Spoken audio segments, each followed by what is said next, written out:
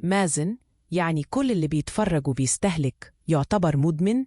مازن هز راسه. مش بالضرورة، بس لو دوبامينك جاي دايما من حاجات بتستهلكها من غير ما تنتج، هتتحول مع الوقت لمدمن. تدور على متعة لحظية وبعدها تحس بفراغ.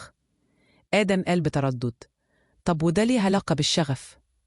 كل العلاقة يا صاحبي. الشغف هو العكس التام، هو إنك تاخد دوبامين من الإنتاج، من إنك تبني حاجة، تكمل مشروع، تتعلم مهارة، ترسم، تشرح، تصور، أي حاجة تطلعها من جواك.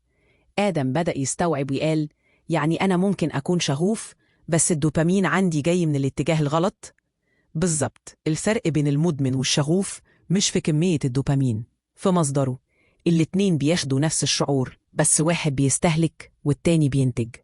آدم بدأ يحس بالحماس. طب لو أنا عايز أغير الاتجاه، أبدأ منين؟ مازن ابتسم وقال: تبدأ من أول خطوة، تقفل مصادر الاستهلاك، تسحب البنزين الرخيص وتدور على وقود أنظف.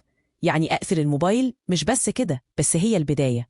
صاحبي الجميل، لو حياتك متلخبطة ومش لاقي نفسك، اسأل نفسك: أنا بجيب الدوبامين منين؟ في الحلقة الجاية هقولك إزاي تفطم نفسك.